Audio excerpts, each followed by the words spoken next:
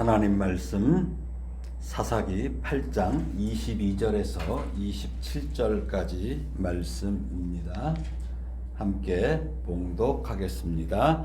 그때에 이스라엘 사람들이 기드온에게 이르되 당신이 우리를 미디안의 손에서 구원하셨으니 당신과 당신의 아들과 당신의 손자가 우리를 다스리소서 하는지라. 기드온이 그들에게 이르되 내가 너희를 다스리지 아니하였고 나의 아들도 너희를 다스리지 아니할 것이요 여호와께서 너희를 다스리시리라 하니라. 기드온이 또 그들에게 이르되 내가 너희에게 요청할 일이 있으니 너희는 각기 탈취한 귀고리를 내게 줄지니라 하였으니 이는 그들이 이스마엘 사람들이므로 금 귀고리가 있었음이라. 무리가 대답하되 우리가 즐거이 드리리이다 하고 겉옷을 펴고 각기 탈취한 귀고리를 그 가운데에 던지니 기드온이 요청한 금 귀고리의 무게가 금 1700세겔이요 그 외에 또 초승달 장식들과 폐물과 미디안 왕들이 입었던 자색 의복과 또 그 외에 그들의 낙타 목에 둘렀던 사슬이 있었더라.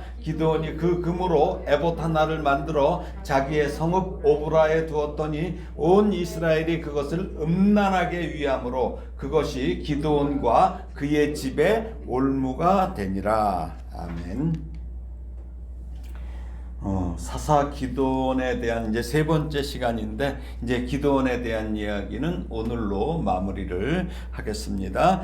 미디안의 손에서 이스라엘 그 백성을 구원하시려고 하나님께서 기드온을 부르셨죠. 부르셨을 때 두려움, 불신 이게 가득 찼던 기드온이죠. 근데 이제 큰 용사로서 하나님의 멋진 도구로 사용된 것을 보았습니다. 그런데 이 전쟁의 8장을 보게 되면은 에브라임 지파가 배제된 거, 자기네들이 배제됐어요. 그래서 이것을 문제 삼아서 기드온에게 와서 따져요. 그래서 크게 다툽니다. 막 항의를 해요.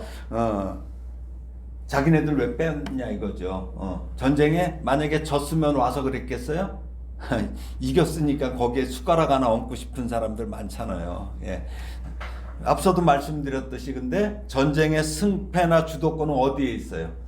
하나님께 있죠. 하나님께. 그러나 에브라임 사람들은 자신들의 공적을 세우고 싶었기 때문에 분란을 일으킨 거예요. 기드온은 근데 에브라임 사람들이 미디안의 방백 오렙과 스엡을 붙잡은 공적이 있어요. 이제 막 도망가니까 이들. 그래서 이 공적을 뭐라고 하면 자신이 한 일보다 더 대단한 일이라고 막 추켜 세워줘요. 예. 세워주니까 이 에브라임 지파 사람들의 노여움이 풀려요. 예.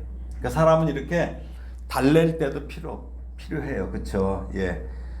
안타깝게 에브라임은 어때요? 하나님께서 행하신 전쟁 앞에서 자기들 공적에 더 집착한 그 인간의 그 교만의 모습이 나타나는 거예요. 근데 분란이 계속되는 거는 별로 좋지 않기 때문에 기드온이 이제 그렇게 그들의 공적을 막 높이 치켜 세운 것입니다. 기드온은 에브라임을 달랜 후에 미디안의 이 잔당들을 척결하기 위해서 300명의 용사와 함께 이제 이들을 이제 추격을 합니다. 그러는데 곧 계속 전쟁을 했잖아요. 그러니까 피로가 몰려오죠. 전쟁의 피로가 몰려오고 또 설상가상 보급품마저 떨어져요. 그러니까 주변 성체 숫곳과 분우엘에게 보급품 지원을 요청을 해요. 달라는 거죠. 숫곳은 뭐냐면 요단 동편의 갓지파가 기업으로 차지한 성읍이에요. 그래서 약복강에서 북쪽으로 한 16km 정도 떨어진 곳인데 여기 숫곳 사람들이 이스라엘 거민인지 아니면 가나안 원주민인지는 확실하게 알 수는 없어요. 그런데 기드온이 자기를 따르는 300용사들을 위해서 그들에게 스스럼 없이 떡덩이를 요구한 것으로 보면 어때요? 그들은 어떤 사람이에요? 갓지파 자손들로 우리가 생각할 수 있죠. 예. 가나안 사람들한테 그렇게 당당하게 얘기를 못하죠. 그러나 그들은 갓지파인데도 같은 동족이잖아요. 그런데도 미디안을 두려워해서 기드온의 요청을 거절합니다. 이런 사람 많죠. 예. 숙곱 방백들은 기드온과 300용사를 무시한 것뿐만 아니라 기드온의 군대가 미디안에게 패할 경우에 미디안이 보복할 거잖아요. 그러니까 여길 두려워해서 지원하지 않겠다고 이제 기드온에게 말한 거예요. 예. 우리도 그런 일 많이 하죠. 에이, 괜히 저기 나섰다가, 그렇죠? 많아요. 이는 동족의 고통을 외면한 이기적인 태도예요. 거기다가 미디안의 눈치를 보는 아주 기회주의적인 태도죠. 그러니까 이거는 하나님의 백성으로서의 자세가 될 수가 없어요. 예, 더욱 아니죠. 그러자 기드온은 경고를 해요. 이후 이제 하나님의 군대의 요청을 거절한 숙곡과 이 브누엘의 방백들을 죽여요. 그리고 망대라는 것은 그쪽 지역의 어떤 상징인데 그걸 헐어버립니다. 그러나 이러한 기드온의 행위는 사소한 개인적인 감정으로 그런 게 아니에요. 이스라엘 공동체를 배신한 것에 대한 징계, 하나님을 배신한 것에 대한 징계이며 이것은 하나님이 진행하신 일을 방해한 것이기 때문입니다. 어떻습니까? 기드온이 대단하죠. 예. 그냥 숨어서 타작이나 하던 사람이 이렇게 대단해졌어요. 큰 용사가 됐어요.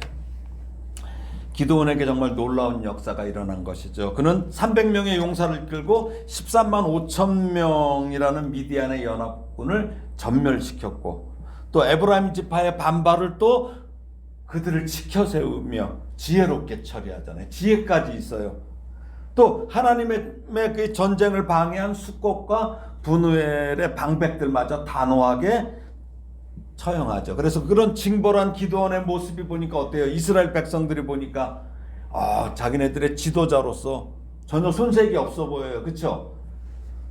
그러자 이스라엘 백성들이 기드온과 300용사를 사용해서 이처럼 놀라운 일을 행하신 하나님이 계시는데 그 하나님보다 한낱 하나님의 도구인 기드온의 활약에 온 정신을 빼앗긴 거예요. 그래서 그를 지도자로 추대하려는 움직임이 일어난 거죠. 그게 이제 오늘 본문 22절이죠. 22절, 23절을 한번 다시 읽어보겠습니다. 시작. 그때에 이스라엘 사람들이 기드온에게 이르되 당신이 우리를 미디안의 손에서 구원하셨으니 당신과 당신의 아들과 당신의 손자가 우리를 다스리소서 하는지라. 기드온이 그들에게 이르되 내가 너희를 다스리지 아니하겠고 나의 아들도 너희를 다스리지 아니할 것이요 여호와께서 너희를 다스리시리라 하니라.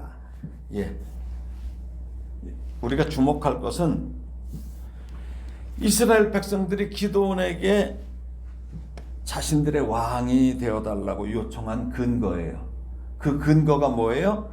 당신이 우리를 미디안의 손에서 구원하셨으니 이걸 근거예요. 물론 기드온의 지도력은 그동안 이스라엘을 황폐화시켰던 이 미디안을 아주 통쾌하게 물리치는데 일을 했어요. 앞장서서 큰 용사로서.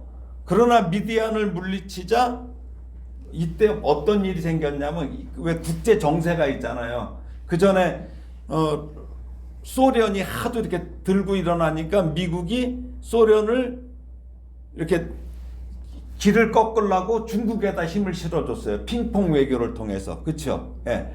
그러고 나니까 지금 어때요? 중국이 골이 아파. 마찬가지로 이 당시에 미디안을 물리치니까 상대적으로 세력이 어디가 커지냐면 블레셋이 커지는 거야. 그러니까 이제는 블레셋이 이스라엘에게 위협을 가하게 된 거예요. 사실 이때가. 그러자 이스라엘 백성은 기드온을 왕으로 삼고자 한 거죠. 예. 이럴 때에 기드온이 왕이 되면 좋다 이거죠.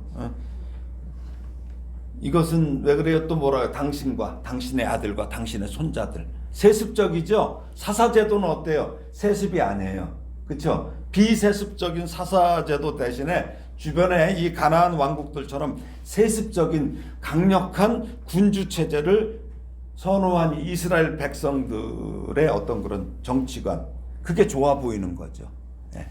이걸 지금 보여주고 있습니다. 그러나 이스라엘은 다른 나라들하고 다르잖아요. 왜 그래요? 하나님의 백성이잖아요. 그렇죠? 또 이스라엘 군대는 하나님의 군대예요. 또 기드온과 그 300용사로 13만 5천 명의 미디안을 물리칠 수 있었던 것도 누가 승리한 거예요?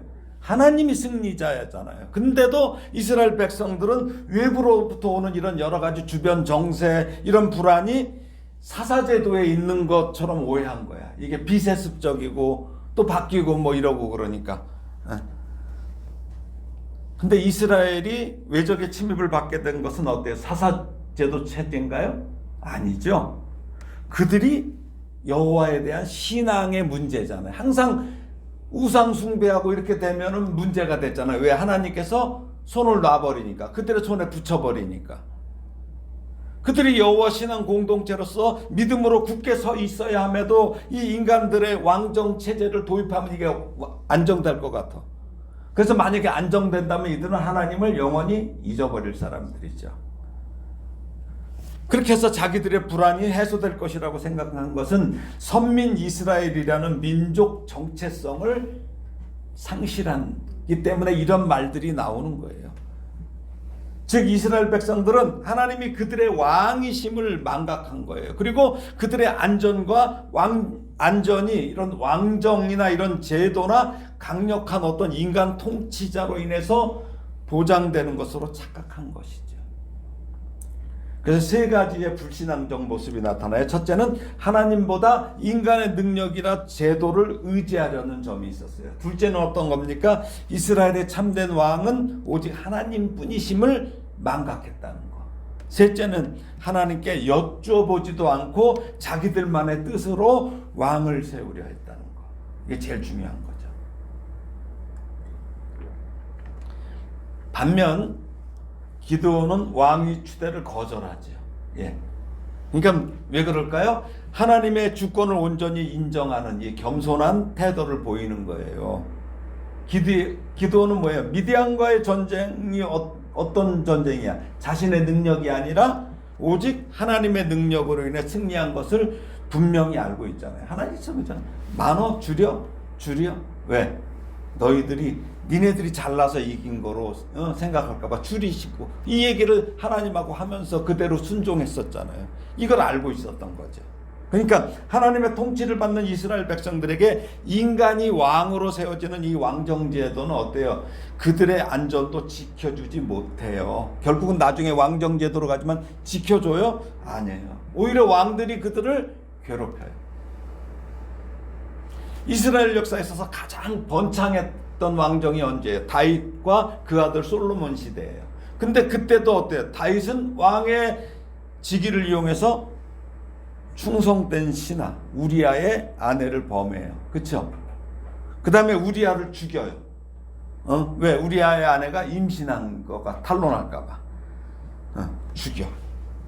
그 다음에 그 아내를 자기의 아내로 만들어. 얼마나 말도 안 되는 일이잖아요. 네? 그리고 또 근데 또 하나님께서는 또 그 우리아의 아내 밧세바에게서 또 솔로몬을 낳게 해주시네. 근데 그 솔로몬은 뭐야? 백성들에게 과중한 세금과 힘든 노역으로 자기 왕궁 짓게 하느라고 여호와의 성전만 짓는 게 아니라 멍에를 무겁게 하는 아주 정치적인 채찍을 막 휘둘러 댔어요. 사실 솔로몬은. 그러니까 그들을 평안히 지켜줄 것이라고 믿었던 왕정제도는 오히려 그들을 착취하고 힘들게 하고 멍에를 씌우고 주변 국가로부터도 결코 그들을 지켜줄 수 없었어요. 결국 이스라엘은 어때요? 하나님을 왕의 자리에서 내려요. 그렇죠? 그리고 자신들이 선택한 왕정으로 인해서 어떻게 돼요? 멸망합니다. 이처럼 세상의 통치자나 이 세상의 모든 제도는 우리를 결코 평안하게 지켜줄 수가 없어요.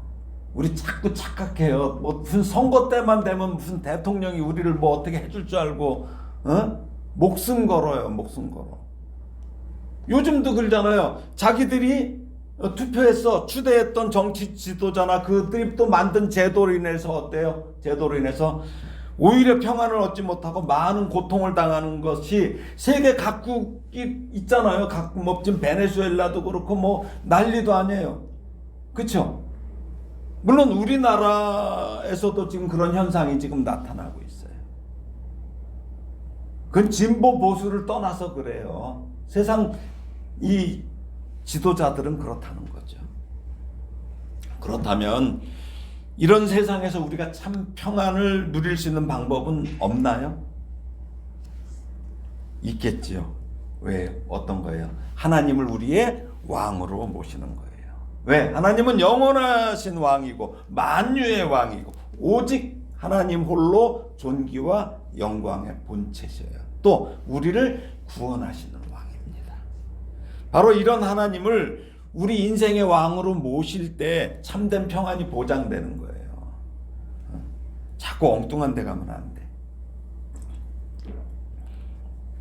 그러나 많은 사람들이 이데올로기나 정치체제 혹은 우상과 재물과 정욕과 권세와 같은 이 세상에 썩어질 것들을 자신의 왕으로 섬기며 그러면서 갈증을 느끼고 고통을 겪고 있어요. 이 세상이 지금 그런 거예요. 전부 다도 답답하니까 나훈아 아저씨가 테스형 세상이 왜 이래? 그분도 답을 몰라. 왜 이래만 알아. 왜 이래만. 그래서 사도 요한은 뭐라고 합니까? 그런 것들은 사랑하지 말라고 명령하죠. 예, 요한일서 2장 15절에서 17절 읽어볼까요? 시작. 이 세상이나 세상에 있는 것들을 사랑하지 말라. 누구든지 세상을 사랑하면 아버지의 사랑이 그 안에 있지 아니하니 이는 세상에 있는 모든 것이 육신의 정욕과 안목의 정욕과 이생의 자랑이니 다 아버지께로부터 온 것이 아니요 세상으로부터 온 것이라. 이 세상도 그 정욕도 지나가되 오직 하나님의 뜻을 행하는 자는 영원히 거하느니라. 아멘. 예, 그렇습니다. 아버지께로부터 온 것이 아니면 세상으로부터 온 것은 뭐예요? 마귀로부터 온 것이라는 거죠. 마귀가 우리를 유혹한다는 거예요. 이 세상에는 진정한 삶의 평안은 없어요. 그렇죠? 이 세상에 근심된 일이 많고 참 평안을 몰랐구나. 없어요. 몰라요. 모든 것이 지나가고 사라지는 것들이에요. 사라지는 것들이. 뭐 이번 주에 보니까 영화배우 김지미 씨가 또 죽었더라고요. 그렇게 이쁜 김지미 씨도 죽잖아요. 사라져요. 사라져. 100살도 못 살고 사라져요. 오직 하나님만이 여러분에게 평안을 주실 수 있는 분입니다. 우리가 이걸 기억해야 돼요. 성경은 계속 이 말씀 하시는 거예요. 그래서 이제 기드온이 이제 그 왕이 되는 것을 거절했죠. 자, 그 다음에 이제 기드온이 이제 또 그들에게 말을 해요. 이제 여기서부터 문제가 좀 되는 거죠.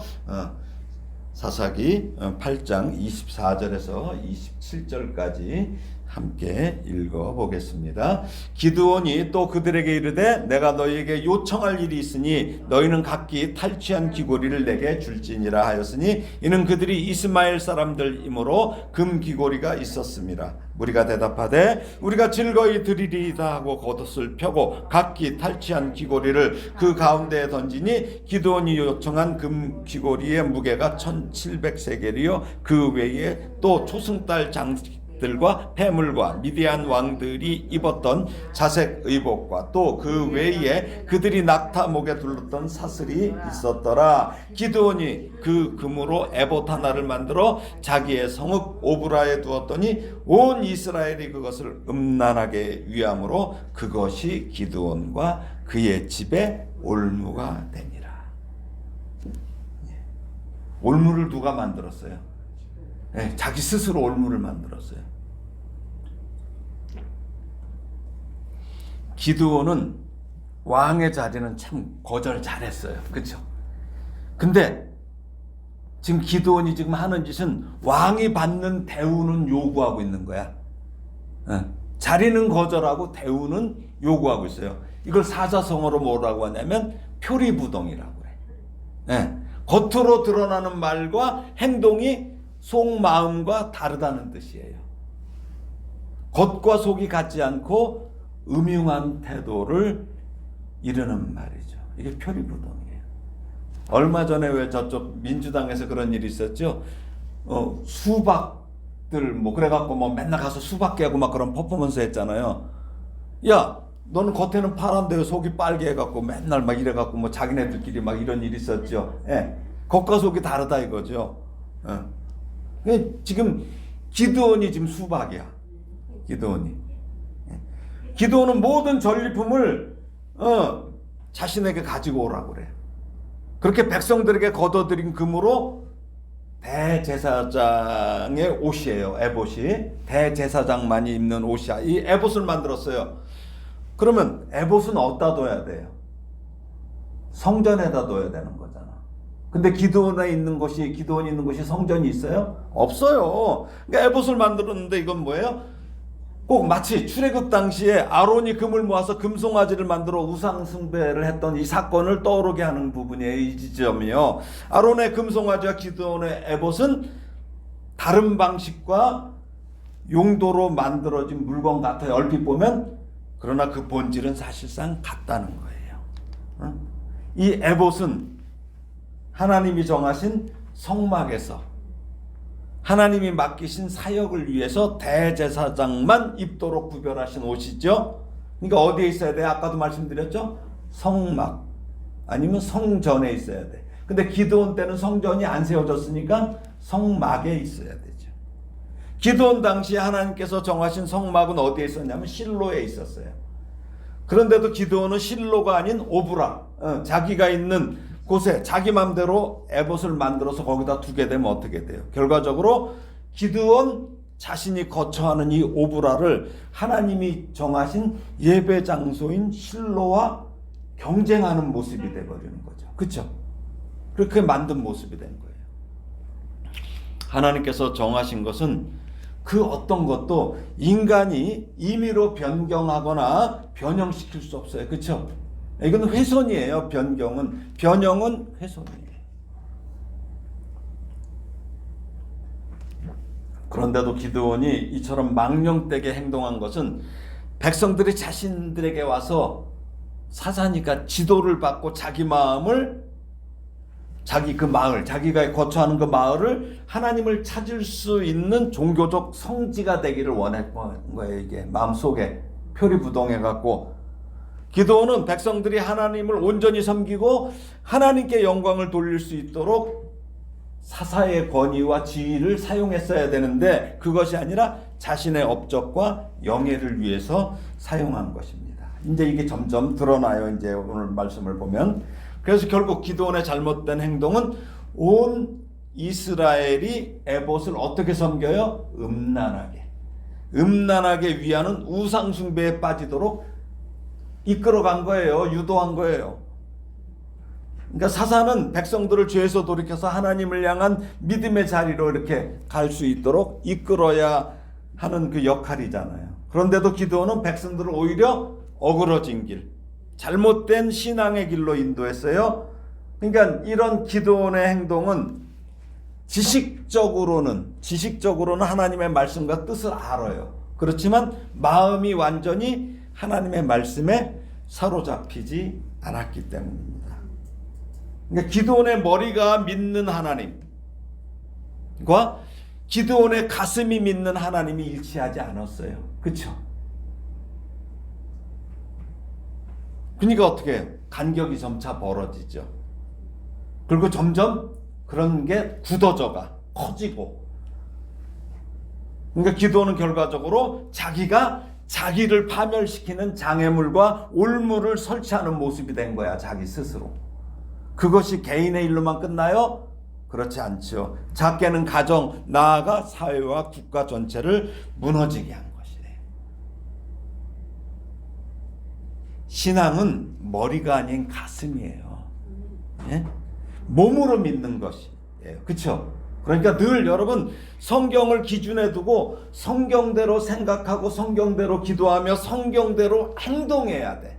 이게 복된 성도예요. 그런 성도가 되기를 주님의 이름으로 축원합니다. 그런데 오늘 본문을 자세히 보면 이스라엘 백성들에게 이 올무가 된 에봇에 앞서 기드온의 잘못을 또 하나 볼 수 있어요. 바로 이스마엘 사람들에게서 탈취한 금 귀고리와 초승달 장식들과 폐물과 미디안 왕들의 자색 의복과 낙타목에 둘렀던 사슬입니다. 즉 이것들은 뭐예요? 전장에서 가져왔어야 돼요? 가져오면 안 돼요? 안 되는 거예요. 전쟁에서 마땅히 이거는 다 버리고 와야 돼. 제거해야 할 우상의 요소들을 제거하지 않고 그대로 들여왔기 때문에 이런 일이 발생한 거예요. 우리도 하나님 앞에 나올 때 어때요? 반드시 제거해야 될 것은 마땅히 반드시 제거해야 돼요. 이것이 신앙생활에서 매우 중요한 요소가 돼요. 우리 하나님 앞에 나올 때, 무엇을 제거해야 될까? 정말, 교회라면, 그리스도인이라면. 첫째, 배경, 백그라운드. 첫째. 둘째, 학교나 학벌. 셋째, 돈입니다. 물질, 돈. 그 전에 그런 거 있죠? 네 아버지 뭐 하시노? 이런 말이 있었죠. 그건 무슨 말이에요?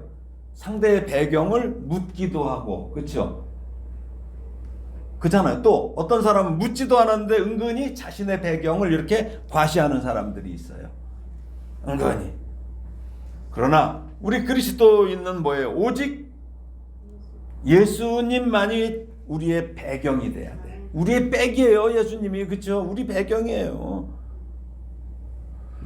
또 어떤 사람은 남보다 뛰어난 학벌을 내세우며 자신을 과시해. 그렇죠?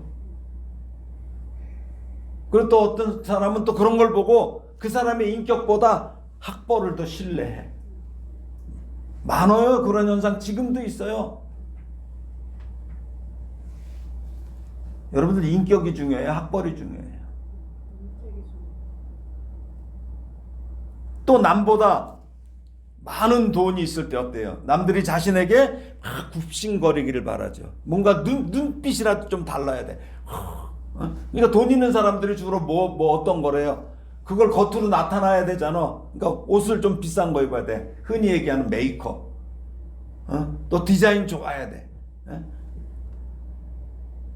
그쵸? 차 또 기가 막힌 거 타고 다녀야 돼. 모든 게 이런 거야. 왜 비싼 음식점 가요? 음식이 맛있는 경우도 있지만 어때요? 가면 대접받잖아요, 거기서. 차라리 집에다 대접을 많이 사다 놓고 집에서 대접받으면 되지.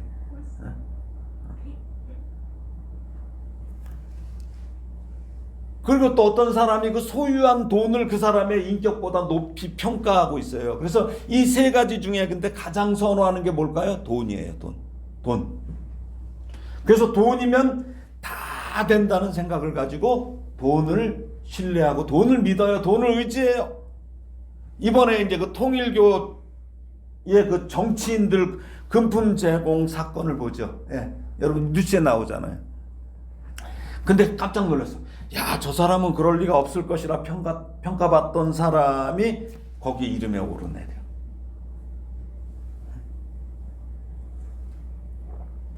그 가운데 기독교인이란 사람도 포함된 것을 보게 됩니다. 잘 나가다가 돈을 사랑하고 탐한 결과 그런 사람을 무슨 사람이라고 그래요? 돈 사람이라고 그래요. 돈 사람. 돈 목사, 돈 통령. 통일교는요, 미국을 비롯해 전 세계에 우리가 상상할 수 없는 돈을 뿌리는 것으로 유명해요. 통일교 어마어마해요. 여러분들 이 사람이 마크 번스라고 하는 그 미국의 그 복음주의 목사예요. 복음주의 교단의 목사, 침례교 목사인데 또 텔레비전 설교자예요. 엄청 시청률이 높아요. 이게 이제 2016년 공화당 전당대회에서 연설하면서 트럼프 대통령을 뭐라고 얘기하냐면 하나님의 도구로 묘사한 인물이에요. 그러니 트럼프가 얼마나 좋아해요. 그쵸? 그러니까 보수 기독교 표를 막 싹 끌어오게 하는 거지. 그래갖고 지금 트럼프의 멘토 목사예요.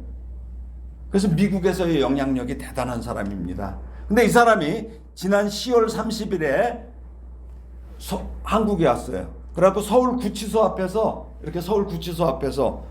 서울구치소에 누가 있어요? 윤석열 대통령도 있고. 그때 이때 구치소에 누가 근데 이 구치소 앞에서 뭐라고 했냐면 이런 말을 했어요. 마더 엄마죠. 문선명 와이프 한학자. 이 사람 얘기를 하는 거야. 한학자 총재 마더문을 공격하면 당신도 공격받을 수 있다고 발언을 했어요. 목사가. 그래서 그의 SNS, 요즘에는 옛날에 트위터라고 하는 거 X라고 하는 것에서도 뭐라 하냐면 82세의 평화의 어머니 마더문과 방금 기도했다. 그녀는 한국에서 거짓 혐의로 수감돼 있다. 만약 그들이 그녀의 교회를 공격한다면 그들은 다음으로 우리를 포함한 모든 종교를 공격할 것이라며 복음주의자, 카톨릭, 유대인, 무슬림들이여 깨어나라는 글을 올렸어요.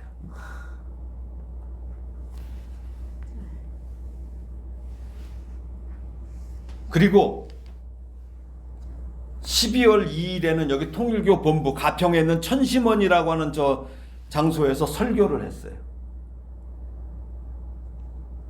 근데 놀라운 것은 12월 3일에는 부산에 있는 세계로 교회에서 이렇게 또 설교를 하고 있어요. 이것이 미국 기독교 현주소. 트럼프를 지지하는 보수 기독교의 모습의 일부를 볼 수 있는 내용이에요. 우리나라 목사님들이 잘못 알고서 이런 사람들한테 휘둘리고 있는 거예요. 그런데 이게 뭐예요? 이 사람들이 그냥 와요? 아니에요. 놀라운 것은 이런 유명 인사를 데려오면 최소 억대의 돈이 필요해. 억대. 일기 트럼프 정부 때 부통령이 누구냐면 마이크 펜스라고 하는 부통령이에요. 이 부통령이 독실한 기독교인인 줄 알았어, 나도. 근데 이 사람이 통일교 행사에 나온 거야, 또. 천주평화연합 행사에 연사로 참석해서 그 당시 얼마를 받아서 이걸 했냐? 55만 달러, 약 8억 원을 받은 거야. 그래서 확인됐어요. 이게 확인이 돼요. 미국은 다 돈 받은 거 얘기하니까. 그런데 펜스는 뭐예요? 미국 복음주의 침례교의 독실한 신자예요. 알려진 인물이에요.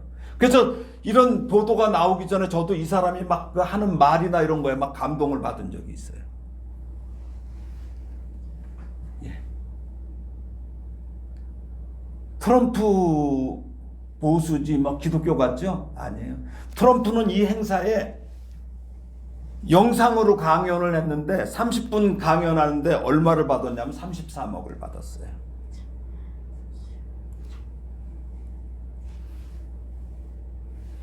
통일교가 이런 유명 인사를 자기들 종교 집회에도 초청하지만 우리나라 대선 후보의 이미지를 올리려고 해서 대신 비용을 지불한 보도도 지금 나오고 있어요.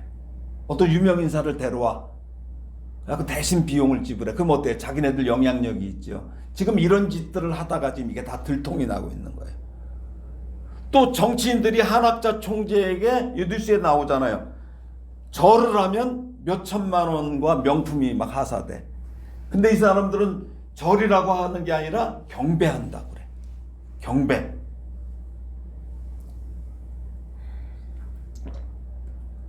믿지 않는 불신자 정치인들이야 세상 처벌받으면 돼요. 그렇죠?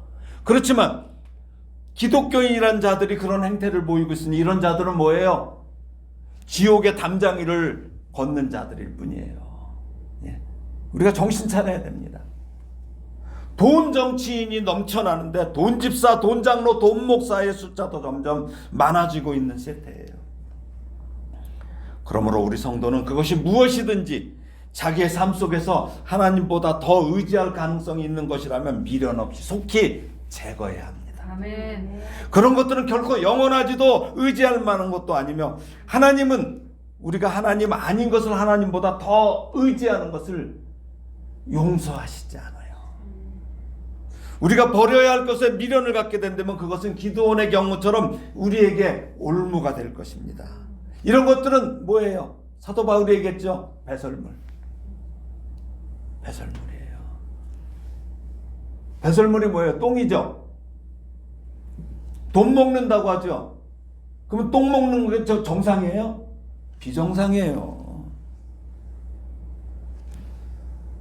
그래서 사도 바울이 골로새서 3장 5절에서 8절에서 말씀하고 있죠. 한번 읽어볼까요? 시작. 그러므로 땅에 있는 지체를 죽이라. 곧 음란과 부정과 사욕과 악한 정욕과 탐심이니 탐심은 우상 숭배니라.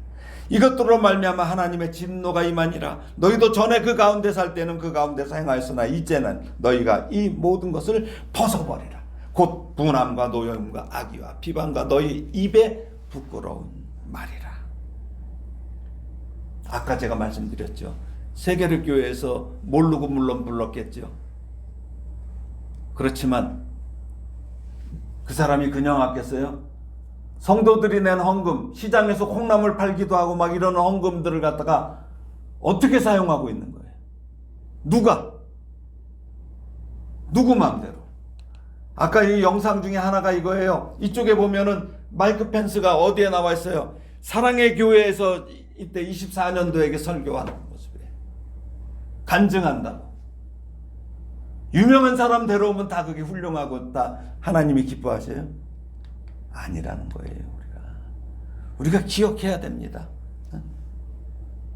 이제 세상 것에 대한 미련을 버리고 하나님만 바라보며 하나님만 우리는 신뢰해야 합니다. 창조주 하나님과 그 하나님의 피조물인 이 세상 전체와는 비교할 수가 없어요. 어떻게 창조주와 피조물이 비교가 돼요? 왜요? 하나님의 어리석음이 사람보다 지혜롭고 하나님의 약하심이 사람보다 강해. 그럼 하나님이 어리석어서 이 표현을 했어요? 얼마나 답답하면. 하나님이 약하셔요? 아니에요. 이 말씀을 우리가 굳게 믿고 하나님을 여러분의 삶의 중심에 모시기를 주님의 이름으로 축원합니다. 예. 그런데 기드온은 자신이 왕의 자리에 앉지는 않았지만 왕이 받는 대우를 조금씩 누리다가 왕처럼 사는 모습을 보이게 돼요. 자, 그게 뭐예요? 자, 오늘 본문 다음에 나오는 8장 29절에서 32절입니다. 한번 읽어보겠습니다. 시작. 요아스의 아들 여룻바알이 돌아가서 자기 집에 거주하였는데 기드온이 아내가 많음으로 그의 몸에서 낳은 아들이 70명이었고 세겜에 있는 그의 첩도 아들을 낳았으므로 그 이름을 아비멜렉이라 하였더라. 요아스의 아들 기드온이 나이가 많아 죽음에 아비에셀 사람의 오브라에 있는 그의 아버지의 요아스의 묘실에 장사되었더라. 자, 어떻습니까? 사실상 왕과 같은 지위를 누렸다는 거예요. 아무나 아내가 많아요? 예? 자식이 70명이라면은 몇 명한테서 난 거야 도대체? 예? 그들을 거느릴 경제적 능력은 또 어디서 비롯된 거예요? 원래 하나님은 창세기 2장 18절에서 이렇게 보면은 일부 일처제를 세우셨어요. 하나님은요. 근데 이스라엘 백성은 주변 국가의 이 문화적인 영향으로 일부 다처제를 공공연히 따른 거예요. 특히 기드온은 하나님의 일을 하는 사사신분이잖아요. 그렇죠? 그랬음에도 불구하고 이러한 이방의 악습을 따랐다는 거예요. 이로 인해서 70명의 아들이 나중에 보면은 9장에 보면은 첩에게서 나온 이 아비멜렉에게 거의 몰살당하는, 다 죽어야 하나 남고, 네, 그 징벌을 받아요. 그래서 여기 지금 첩도하면서 이 이름이 나오고 있는 거예요. 왜? 그 다음에 사건이 벌어지기 때문에. 아비멜렉은 기드온의 첩이 낳은 아들이에요. 근데 기드온이 거처하는 오브라에서 약 10km 정도 떨어진 이 세겜에서 살았어요. 그럼 세겜은 뭐예요? 같은 동족이에요? 이방인이에요? 이방인이에요. 그러니까 유독 아비멜렉만 기드온의 아들 70명과 달리 이방인 첩으로부터 난 서자임을 이렇게 성경이 구분해서 기록하고 있잖아요. 그런데 이름이 문제야. 이름이 문제야. 아비멜렉이라는 말은 나의 아버지는 왕이다 라는 뜻이야. 그러면 아비멜렉의 아버지는 누구예요? 기드온이 뭐예요 그러면? 왕. 이름은 누가죠? 아버지 또는 어머니가 짓잖아요. 그렇다면 첩이 낳은 자식을 아비멜렉이라 지은 것은 기드온일까요? 첩일까요? 예? 당연히 기드온이 지었겠지. 예? 기드온이 첩의 자식을 나의 아버지는 왕이다라는 아비멜렉으로 이렇게 지었다면은 자신이 왕이라는 것을 은연중 드러낸 것이죠. 표리부동하여. 이처럼 기드온은 왕이 되기를 거부했지만 왕처럼 살다간 표리부동한 자였어요. 마지막이 안 좋죠.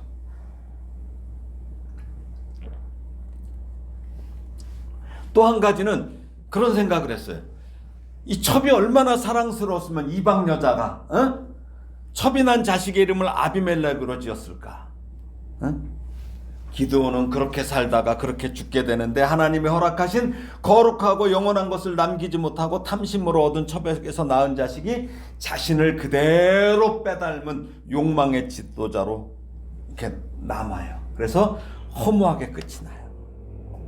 허무하게 끝이 나요.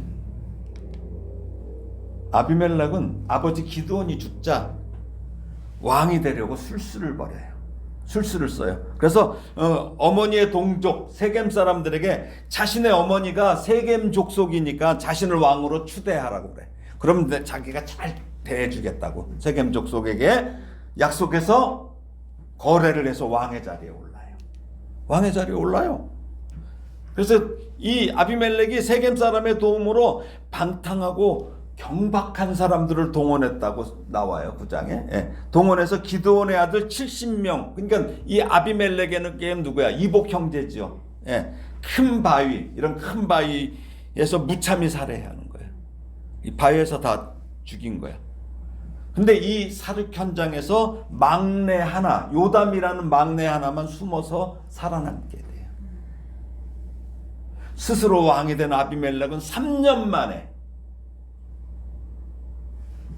하나님이 악한 영을 보내셔서 이제는 세겜 사람들이 아비멜렉을 배반하게 해요.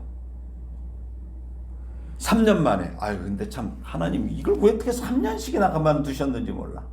그쵸? 참 하나님이 인내하신 거죠. 그러니까 에벳의 아들 가알이라는 사람이 배반을 해. 그래서 세겜 사람들과 공동으로 아비멜렉과 싸워요. 그러니까 아비멜렉이 어때요? 막 승질이 났지. 그래갖고 그 사람들을 다 물리치려고 해서 승리를 눈앞에 두었어요. 근데 아비멜렉이 승리를 눈앞에 뒀는데 한 여인이 던진 맷돌을 머리에 맞고 두개골이 깨져서 처참하게 죽어요. 대골박이 깨져서. 예, 이렇게 죽어요. 그러니까 여자 조심해야 돼. 예. 야엘한테 죽은 자도 있죠. 예. 그 장막 치는 말뚝에 박혀서 죽잖아요. 시스라. 예. 여자들 조심해야 돼. 죽을 수가 있어.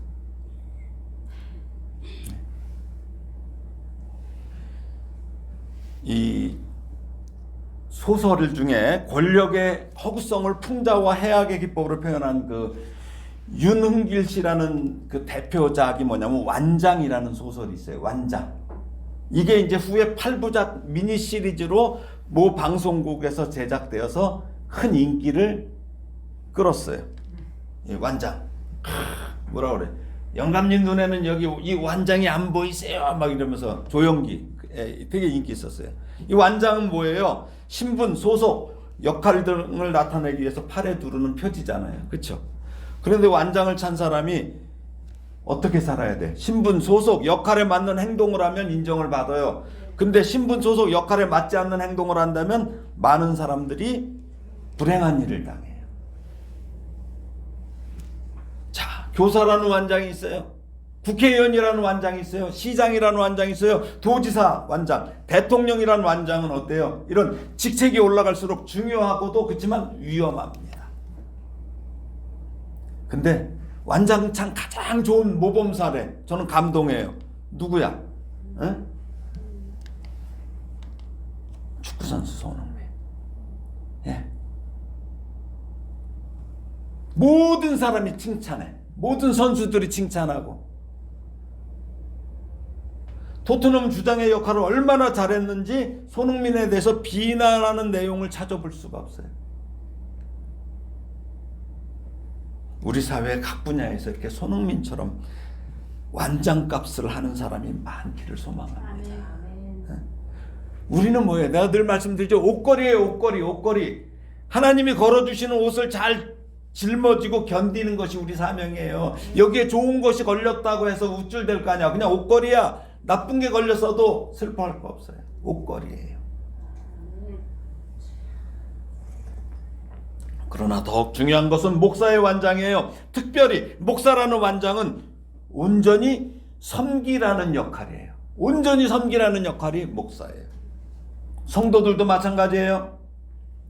이 역할을 벗어난 목사가 많으면 교회는 물론 사회나 국가까지도 위험에 빠질 수 있어요. 지금 한국 교회의 완장에 걸맞는 목사가 필요해요. 빌립보서 3장 20절 21절을 보면 이렇게 나와요. 그러나 우리의 시민권은 하늘에 있는지라. 거기로부터 구원하는 자 곧 주 예수 그리스도를 기다리노니 그는 만물을 자기에게 복종하게 하실 수 있는 자의 역사로 우리의 낮은 몸을 자기 영광의 몸의 형체와 같이 변하게 하시려. 지금 현재는 우리가 어떤 몸이에요? 낮은 몸이 돼야 돼요. 낮은 몸. 성도라는 신분과 하늘의 시민이라는 소속과 성도로서의 역할은 낮은 몸의 겸손으로 완장의 목적이 분명히 드러나고 있어요. 여러분, 이 완장 지금 차고 계신 거예요. 사실은 주님이 채워주셨어요. 말씀을 정리합니다. 예수 그리스도께서 주신 우리 복음의 능력으로 살아가는 성도는 기도원의 삶과 같이 살 수가 없어요. 그렇게 살면 안 돼. 다른 삶을 살아야 돼요. 시종일관, 처음과 끝이 같아야 돼요. 겉과 속이 돈 다른 표리부동이 아니라 겉과 속이 같은 표리일체가 돼야 돼요. 기도원은 성공했어요. 그러나 실패한 자로 성경은 기록하고 있습니다. 그는 모든 것을 가졌으나 아무것도 가지지 못한 것과 같은 그런 인생이었어요. 그러나 성도는 아무것도 가지지 못한 것 같으나 모든 것을 소유한 것과 같은 풍성한 평안한 인생을 사는 존재가 우리 성도예요. 그래서 사도 바울이 이렇게 말하고 있습니다. 로마서 12장 3절이죠. 내게 주신 은혜로 말미암아 너희 각 사람에게 말하노니 마땅히 생각할 그 이상의 생각을 품지 말고 오직 하나님께서 각 사람에게 나누어 주신 믿음의 분량대로 지혜롭게 생각하라. 이게 완장이에요. 완장. 이게 완장에 대한 이야기야. 이 말씀을 기억하고 또 기억하며 또 기억하셔서 표리부동한 기도원의 모습처럼 마땅히 생각할 그 이상의 생각을 품음으로 스스로의 힘으로 왕이 되려 하여 모든 것을 잃어버리는 이런 어리석고 안타까운 인생을 사는 것이 아니라 그리스도 안에서 실력에 맞게 하나님이 나누어 주신 믿음의 분량, 사역의 분량대로 지혜롭게 생각하며 하나님께서 허락하신 이 삶의 자리에서 성도라는 완장에 걸맞는 겸손함과 충성심으로 감당하는 이 세상에서는 실패한 것 같으나 하나님이 인정하시는 성공한 복된 성도들이 되시기를 예수님의 이름으로 축원합니다. 기도하겠습니다. 하나님 아버지, 은혜를 감사합니다. 우리에게 성도라는 완장을 채워주시고 그것을 감당하도록 은혜를 날마다 부어주시는 하나님을 찬양합니다. 찌질한 겁쟁이 기드온을 큰 용사로 불러 세우시고 이스라엘을 구원하게 하신 하나님께서 이 시대에 대한민국과 우리 조국 교회를 위해 우리에게도 큰 용사의 완장을 주셨음을 깨달아 잘 감당하게 하시고 감당한 후에도 기드온처럼 성공했으나 실패한 자로 주저앉지 않기를 원합니다. 아무도 주목하지 않더라도 정직하고 성실하게 내게 있는 욕망과 이를 부추기는 세상의 잘못된 가치관을 예수의 이름으로 물리치게 하시고 완장에 걸맞는 겸손함과 충성으로 세상에서는 실패한 것 같으나 하나님께서 인정하사 칭찬하시는 참된 성공을 이룬 복된 성도들이 되기를 예수님의 이름으로 기도합니다. 아멘.